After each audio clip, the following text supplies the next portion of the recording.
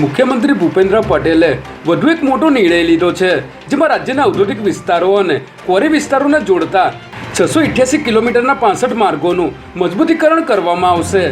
આ માર્ગોના મજબૂતીકરણ માટે 470 કરોડની ફાળવણીની સૈદ્ધાંતિક મંજૂરી આપી દેવામાં આવી છે. ત્યારે આ રસ્તાઓના કામો થવાથી આ રસ્તાઓને જોડતા શહેરો, નગરો તેમજ ગામોના ટ્રાફિકને સરળતા રહેશે અને વાહન વ્યવહાર લાયક સારા માર્ગોની સગવડતા મળી રહેશે.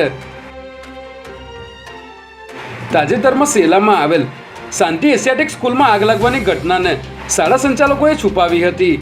જે બાદ હોબાળો થતાં આગ લાગી હતી. ત્યાંથી FSL દ્વારા સેમ્પલ લેવામાં આવ્યા હતા, જેને પગલે હવે જિલ્લા શિક્ષણ અધિકારીએ શાળાઓને આદેશ આપીને જણાવ્યું હતું કે શાળામાં આગ કે અકસ્માતની નાનામાં નાની ઘટના કે કોઈ આકસ્મિક ઘટના બને તો તેની જાણ અમદાવાદ જિલ્લા શિક્ષણ અધિકારીની કચેરીને કરવાની રહેશે અને આવી ઘટના છુપાવવાનો પ્રયાસ કરશો તો કાર્યવાહી કરવામાં આવશે.